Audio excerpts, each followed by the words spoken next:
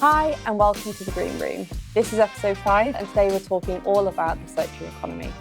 My name is Chloe and I'm the Customer Sustainability Manager here at Lyreco. So it's my responsibility to work with all of our wonderful customers and help them to develop and deliver their own sustainability strategy and initiatives. But firstly, let me hand over to our guests to introduce themselves. My name's Andy Wall. I'm from Sustainability West Midlands, or SWM for short.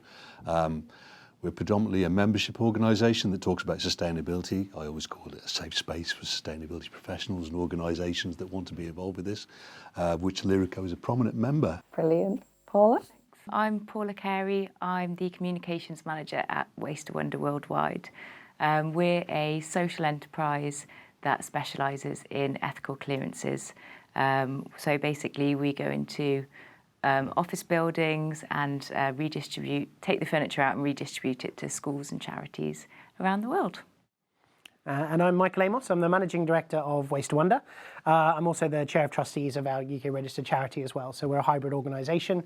Our link to Lyreco, we were part of the second cohort of the supplier support programme, where Lyreco were obviously bringing in diverse and social impact suppliers. And obviously we were of interest because obviously the ethical clearance piece aligns with the fact that Lyreco are a supplier of new product and service. So we're obviously a really good fit with Lyreco because we take redundant furniture and equipment and support schools and charities, and Lyreco are obviously supplying new furniture to their clients. Amazing. Thanks so much, everyone. It's great to have you all here. So what is the circular economy? Who wants to start? Yeah, I mean, obviously, in its basic sense, linear economies are make, use, dispose of. Circular economies are make, use. There's an element there within repairability, the intelligent design. So you're designing products to last longer, to be repairable, to use more sustainable materials, and then obviously the end of the process is those materials go back into the supply chain and then are reused for the same sort of products or completely different products, but the raw materials don't leave the supply chain and end up in waste. For me, the circular economy is just a way of doing better business. So essentially it's reducing waste, reducing cost and reducing carbon. And there's various different models and ways you can do that. But essentially one of my missions in life is to demystify the whole subject. So somebody with a high-vis vest can understand it and everybody can get involved with that. And then the bottom line benefits to an organisation is a realisation that you've got improves your business risks, improves your business continuity, and it's just a better way of doing business. Amazing. I mean, I love the circular economy. Obviously, we're ostensibly a waste minimisation organisation, but the thing that I'm most passionate about is the social impact. So I like sort of zooming out, and we're coining the phrase spherical economies. Obviously, circular economies focus on the stuff, so how stuff is sourced and mined, how it's manufactured, how it's used and how it's disposed of, and hopefully those materials go back into the supply chain.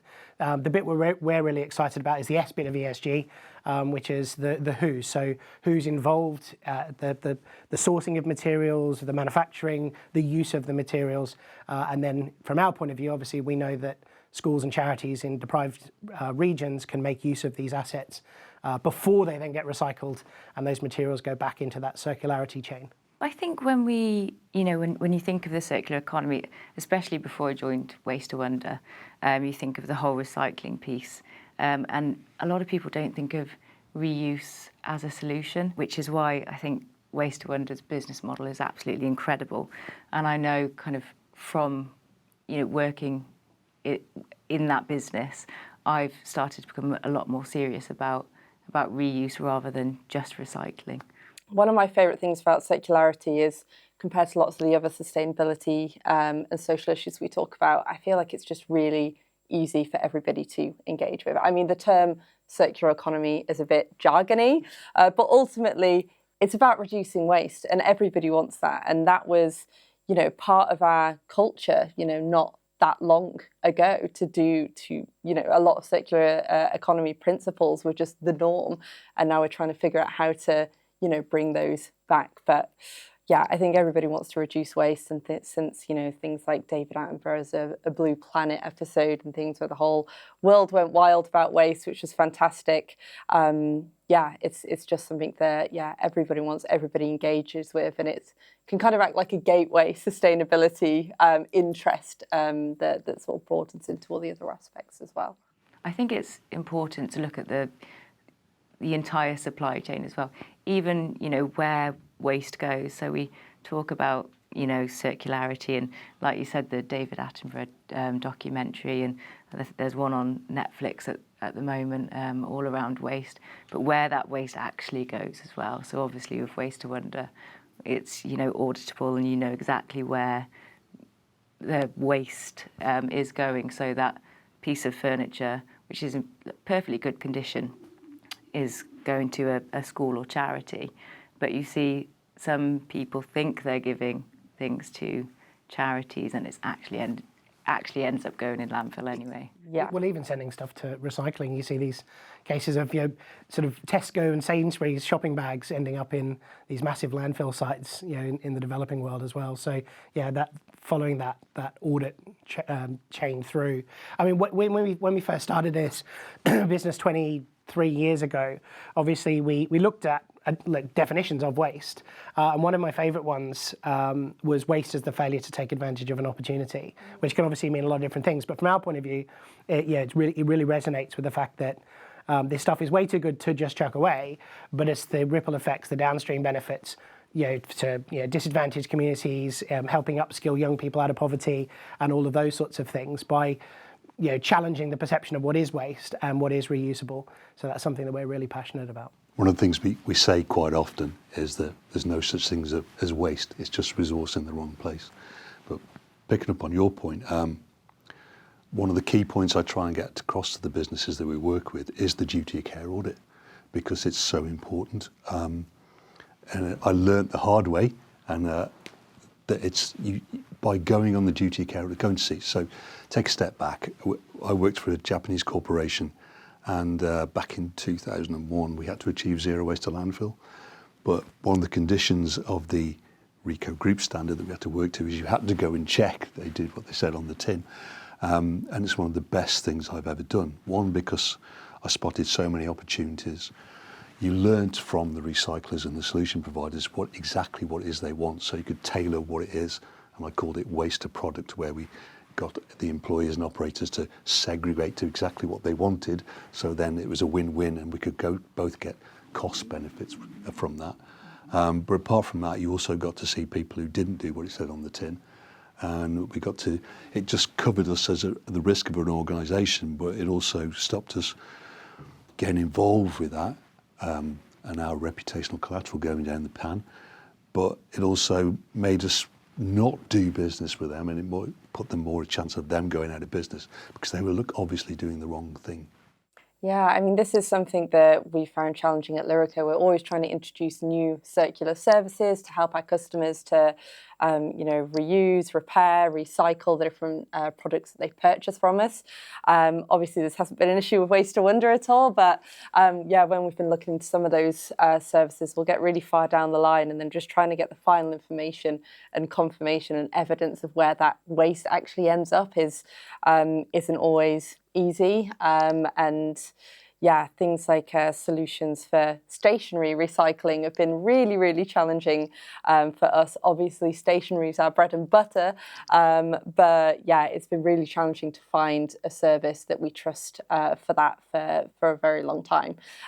We've found one with our supplier Edding that we're confident in now, but obviously, things like mixing lots of different materials in a product just makes it so challenging to make circular, because like in one pen you can have like 5 different types of plastics and 2 different metals, and it's just a minefield. And the same with a lot of textiles, things like polycotton.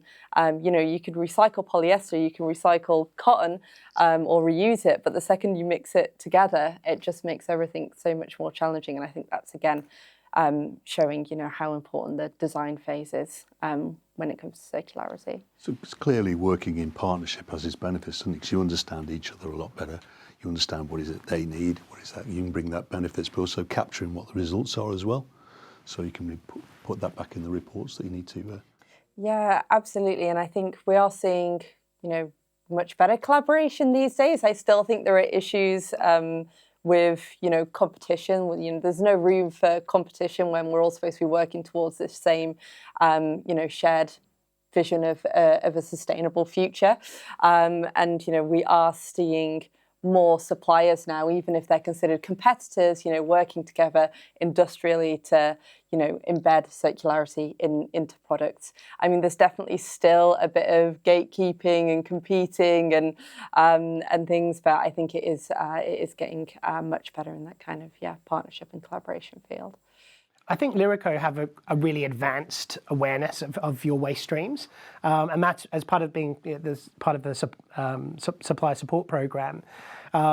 We've seen that, but I literally had a meeting last week. We're being onboarded with a global pharmaceutical company, and the challenge we have with them is as soon as they, as a business, perceive something as no longer needed, it gets classified internally as waste. So the onboarding sort of pre-questionnaires are largely about our capabilities as a recycling company, because historically landfill or recycling were the only two options they had. So all of the questions, obviously were irrelevant to us because we're effectively a waste minimization program.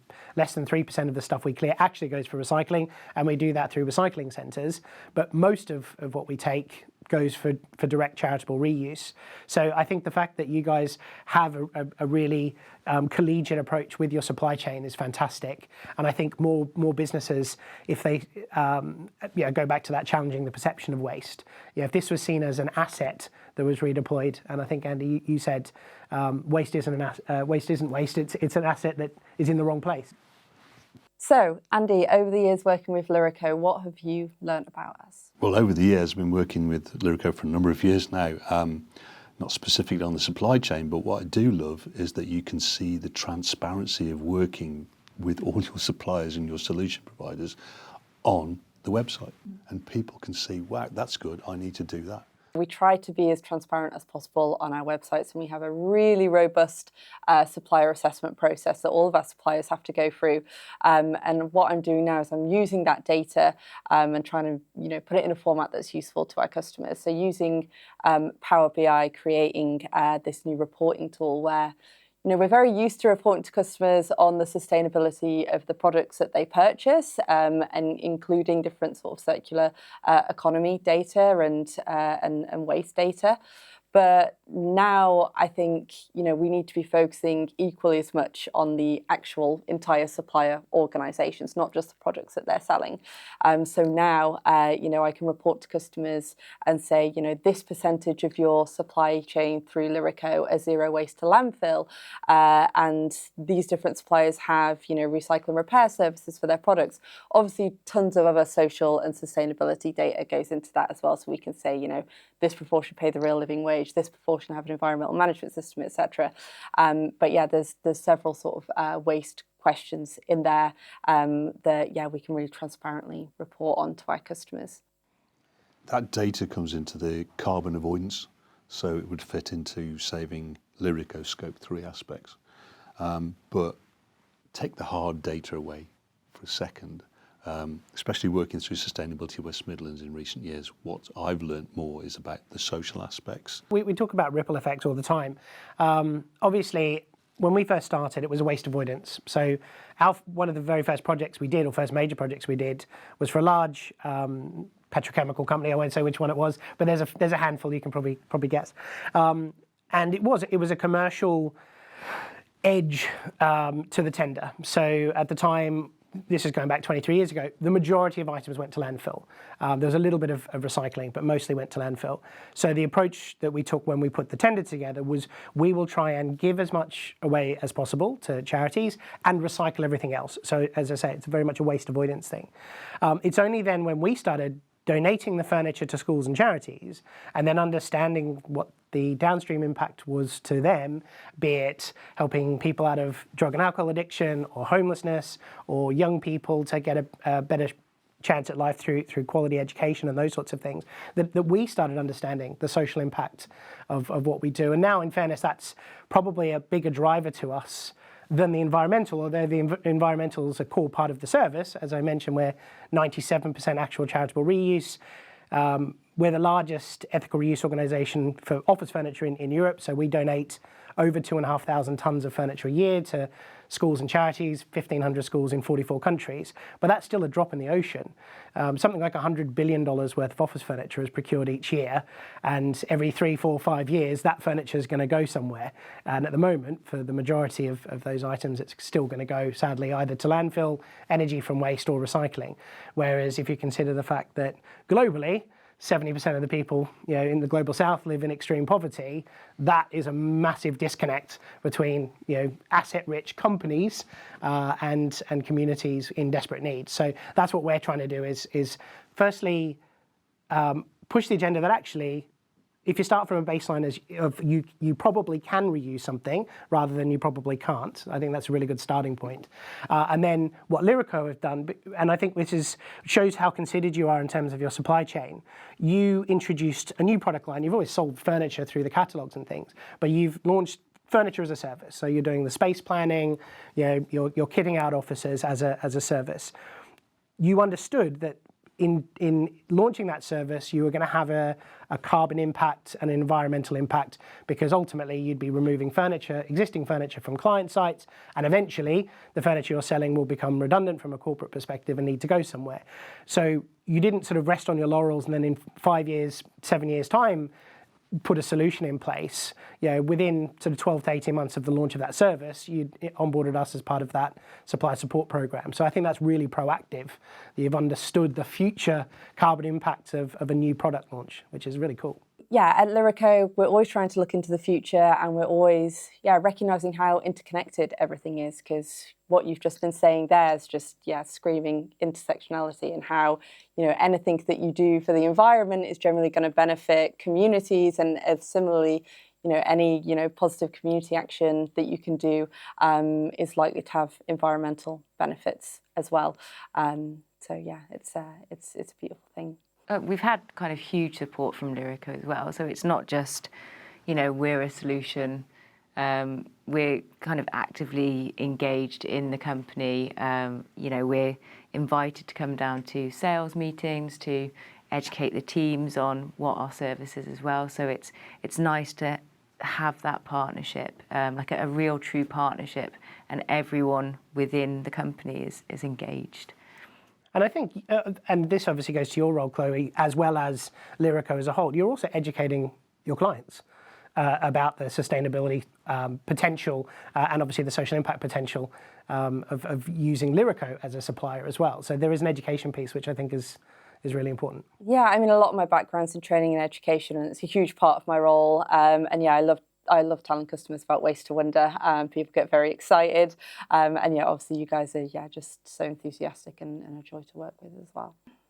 For fear of drifting too much into the S bit of ESG, because I know this is a circularity thing, I think the other thing as well, obviously we're a social enterprise, certified social enterprise, and I know a lot of the supply support program are also social enterprises, and that's a really good pool that Lyreco are tapping into for products and services. But I think that's the social drivers of a social enterprise are symbiotically linked with sustainability in so many different ways. So I think that as a resource, whatever product or service you need, whether it's man security or water or stationery or whatever, there's usually a socially impactful alternative to perhaps just purely a commercial one as well. Yeah, absolutely. And this is, again, something that I'm reporting to customers on regularly as well now, how much of your spend through Lyreco is going to social enterprises or micro businesses, for example.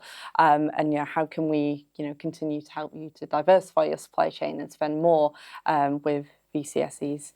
So yeah, it's an exciting time. Well, it's how we use circularity, especially Lyreco. I mean, you've got an amazing team here. You've got Andrew, Emily Bell, Jake Jones, Minel Rora, who all understand the fact that you can use circularity to improve the social aspects, especially on the biodiversity side. So we've been using the ex-old pallets, not recycled, we've been reusing pallets for planters and local biodiversity projects. And it's understanding that especially Jake and Manel, have an amazing amount of knowledge and experience of deploying the circular economy anyway. But it's having that vision to utilise what you see in front of you and say, what can I do with that?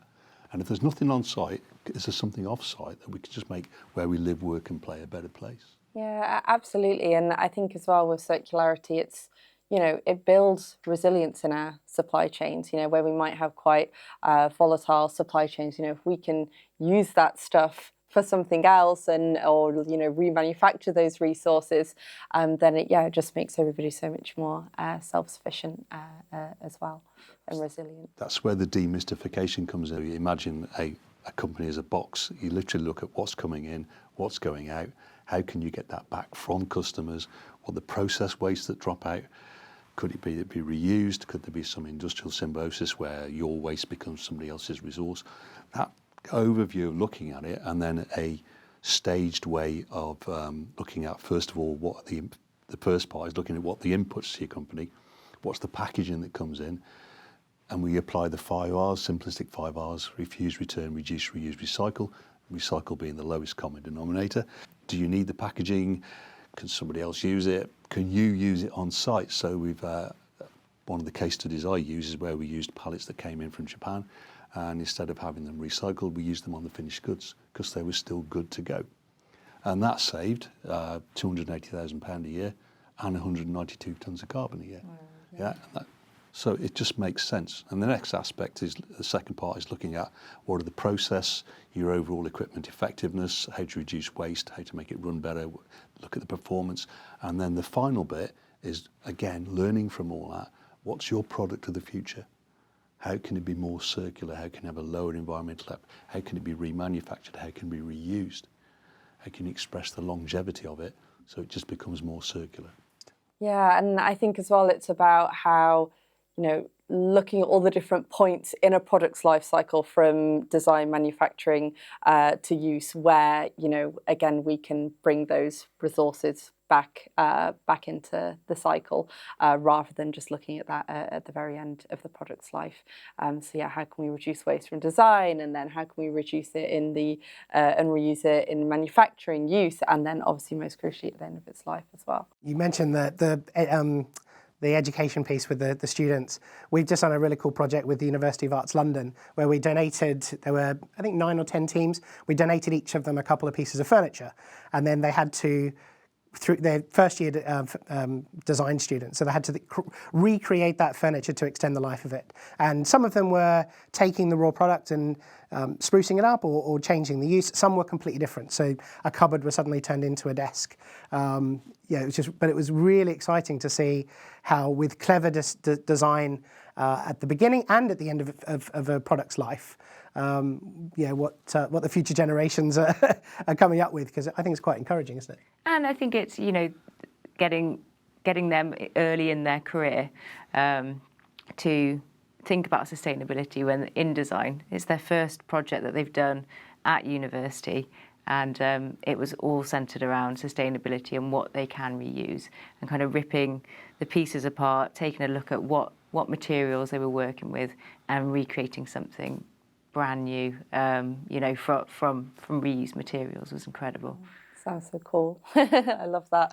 And we're seeing, things like circularity embedded into so many different, courses and university degrees and things now, and including subjects where students might not have historically thought that it was, sustainability or circularity was relevant. But sort of weaving sustainability through everything with a golden thread, as they say. Paula and Michael, I don't know if you'd like to share with us some of your amazing Waste to Wonder stories. Well, do you want to start with the process? Yeah, sure. So at Waste to Wonder, when a customer gets in touch with us and they want to, look at a project clearing their office, we will do a site survey. So basically, one of our project managers will go down to the office, take a look at, what furniture they have, and get a really good idea of what reuse looks like at that site. So what we can take away, what may potentially have to go to recycling if it's not fit for reuse. However, we can also use those materials for the university projects that we discussed. And then from there we can draw up a quote for what that looks like. And then after that we go into the offices and clear the furniture. And then it all gets redistributed. Then the exciting bit. Yes. Yeah. Then it gets redistributed. So we try and do as local as possible, and our charities have wish lists. So we try and redistribute to, as locally as possible first. And then some things go slightly further afield. Yeah, it's a concentric ring. So we look for, and we're obviously doing projects across Europe and the Middle East as well. So wherever local is to that site, that's what we're trying to support first. And then regional, and then obviously our international School in a Box program, which is a 40-foot container, so a very big box. And that then goes out to countries all over the world, mostly in developing regions. And they're the really heartwarming stuff, because obviously, supporting local schools and charities is super important. Obviously, it's also lower carbon, but the impact that furniture and equipment can have in places that suffer from extreme deprivation and poverty is enormous. Some of the furniture goes immediately from an office into a school, and that obviously makes a lot of sense. And having a better learning environment, leads to better learning outcomes. But some of the furniture is used in different ways. So, for example, we did a project through a furniture manufacturer who were putting the new furniture into British Airways first and business class lounges at Gatwick and Heathrow. So all of the existing furniture came out and came through us. And we were able to redistribute that, some directly into schools, but they were quite big, three-seater sofas and things, which, if you've ever been to a school in Africa, would fill some of the classrooms. So some of the items were actually sold locally, and the funds generated actually went to fund solar-powered bore wells. So we've now, in the Gambia, for example, funded 22 solar-powered bore wells, providing safe drinking water for over 40,000 people. And that came about because on one of the visits that we undertook, we were visiting a school that we had supported, and I noticed a load of kids walking past the school during school hours, not in school uniform. And I asked the question, how come they're not in class? And they said, they live in a village that doesn't have water. So each day they were walking 4 or 5 miles to get water, to go back obviously to drink, to cook with, and to grow sort of meager crops. So their barrier, their education was so low on their priority list, because ultimately for them it was survival. It was accessing water from a well that wasn't going to cause them to get very poorly. So when the charity that we worked with said, look, can we sell some of the furniture because we'd like to put a bore well into these villages? We were like, absolutely, because ultimately the social impact derived can be education, or it can be reducing barriers to education. And one of my favourite stories, on one of my first visits, we had a gentleman called Keto, so he's 67, and he was driving us around to a number of the schools and charities and the hospitals we were supporting. And Marie and Amadou from the charity said, we'd love to put one of the bore wells in Keta's village because they don't have a bore well. And we said, yeah, absolutely, that would be great. And the next year that we went back, we were invited to Keta's village, and it was a fantastic celebration. They're growing crops for the first time, so they had banana trees and okra and tomato plants. And Keta was sobbing because for the first time in his life, he had access to a tap. He could literally turn on a tap and safe drinking water would come out. For the 67 years prior to that, he'd either have to walk when he was younger, and now obviously that he's older, he'd have to pay someone to deliver water to the village. So that ripple effect that we refer to, we talk the big numbers, the 1.5 million children supported and 2,500 tonnes a year of redistribution. But sometimes the individual stories are the most powerful, because people can big numbers sound big or sound small depending on perspective, but individual lives touched, I think, is really important. Yeah, it's such a beautiful story of climate justice as well as circularity, with the global south bearing the brunt of the worst climate crisis impacts currently, and nations such as the UK here being historically responsible for those emissions. And yeah, it's just really inspiring to see organisations like yourselves working in really great collaboration and partnership with people in these global south countries to help them to develop in a way, yeah, some resilience in a way that's sustainable and brings such joy and health and Well, wealth. that's the thing. These communities are at the most at risk of climate change because their resilience levels are so low. Yeah, if they have 4 or 5 months of drought, it can be absolutely devastating. So I think that's been something that we're learning a lot. And even things like modern slavery. One of the big drivers of modern slavery is low education and low literacy. So the stuff we're doing in the schools has a ripple effect which empowers young people to not be trafficked and things. So I think that's been really exciting. And you touched on the climate resilience piece. A bit of a cheeky plug. We've actually bought a plot of land in the Gambia and we're going to build a sustainability cookery school because the next step from the bore wells have gone in, these villages and communities are now growing excess crops for the first time, so they're actually generating an income, selling the stuff at market. So we said, well, actually, there's a gap in vocational training as well. So we're supporting them in terms of their primary and secondary education, but what's next? And obviously hospitality training and cooking is a really useful, almost universal skill. For the first time, these communities are growing excess crops, so that will be the feed source for the materials or the food we need to populate the school. We also, as part of our clearances, clear commercial kitchens.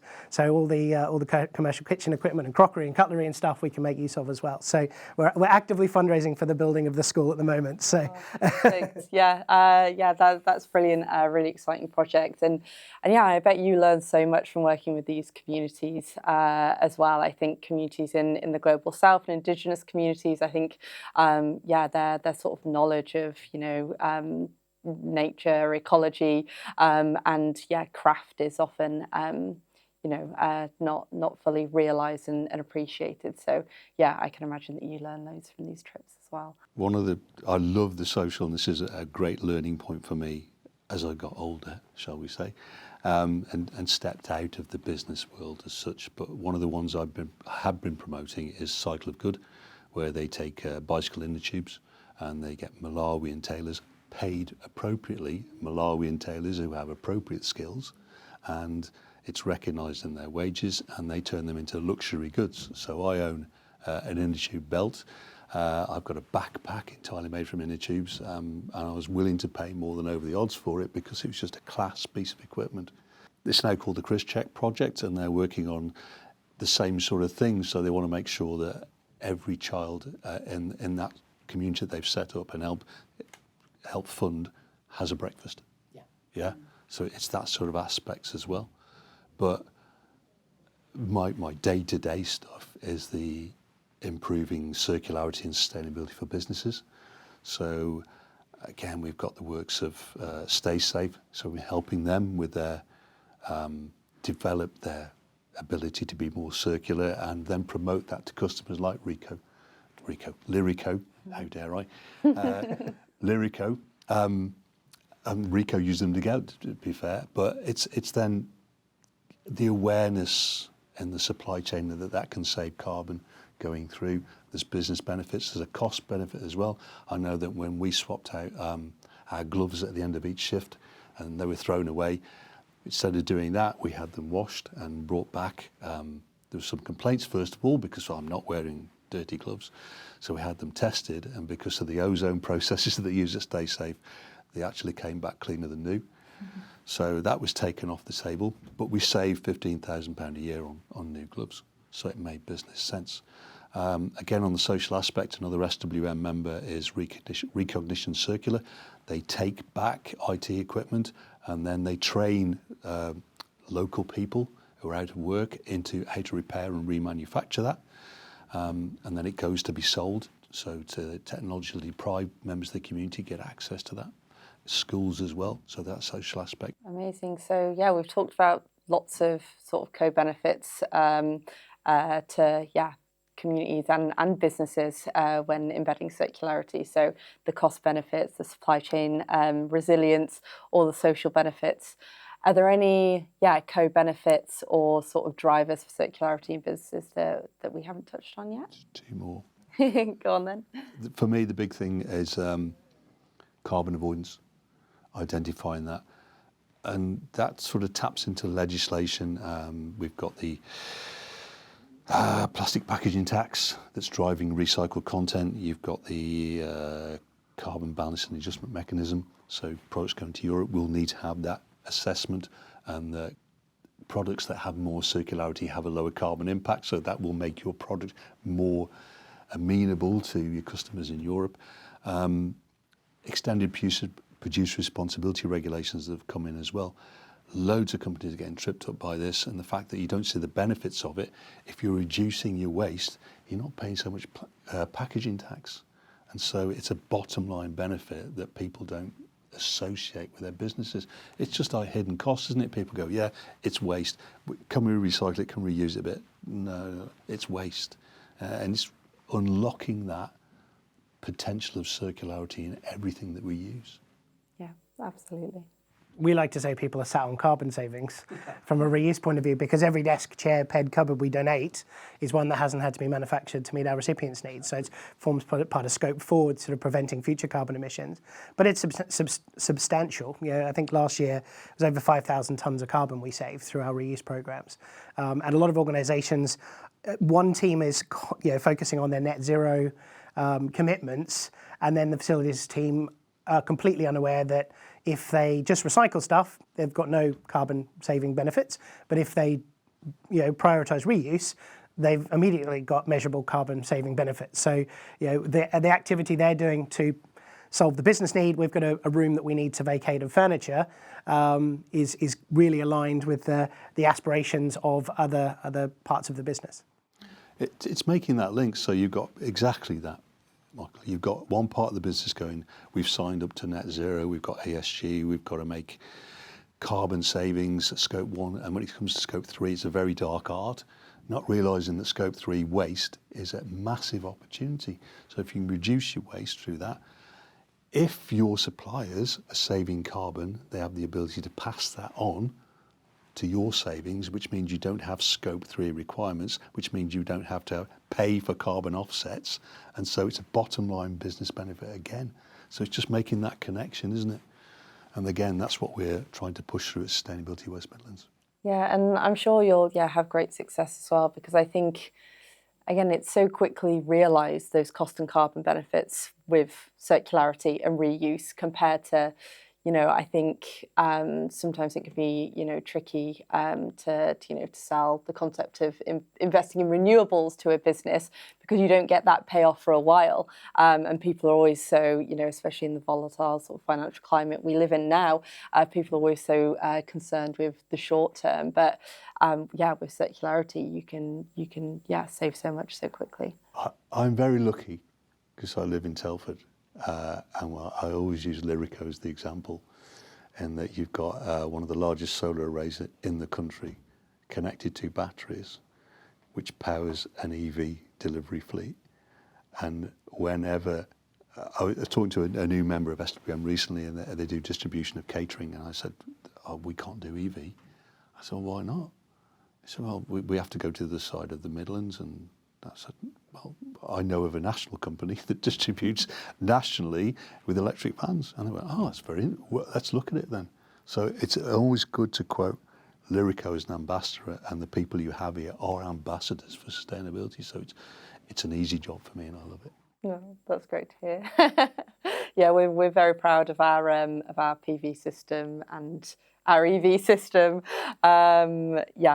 It's fantastic, and always happy to support other companies with designing those sorts of things. And we've got so much experience in sustainability and circularity now, and really just want to bring people along on the journey, and maybe help prevent them from making maybe some of the same mistakes that we did, and learning from our own pitfalls,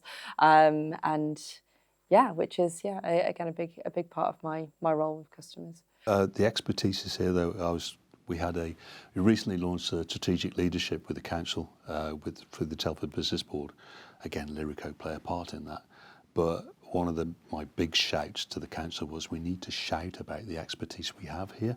We have some great ambassadors, of which Lyreco is a major part of that, and shouting what a sustainable area this is, how we work with solution providers and suppliers, just to be an exemplar model for other areas, and it works for the council because it's inward investment.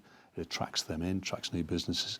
They can see that we have this collaborative approach. We mean sustainability because we walk and talk it. It's just a case of come and join us. Yeah, absolutely. So how do you guys at Waste to Wonder report to your customers on the sustainable and social impacts of the service? Sure. So after every project, our customers get a ESG report. And basically that just outlines the carbon savings through reuse, the percentage of reuse for that project, the number of items that were collected and exactly where they've gone. So you can see what charities have been supported. There's also the fair market value of that furniture. So we basically take the averages of what that furniture would be worth if you were to resell it. So we add up all the figures, and that's the fair market value that you've donated. And that comes through to the charity side of the business, the Waste to Wonder Trust. And essentially that takes away any risk to the customer as well when donating on. So that's essentially what our customers get after every project. And then towards the end of the year, we consolidate all of the projects and do one big annual report. Amazing. Yeah, it's fantastic to see a service provider taking the sort of data and evidence so seriously. Well, thank you everybody so much for joining us to talk all about the circular economy today, and thank you all for watching. So for any additional support or information, please check out lyreco.com, and yeah, thanks again for joining.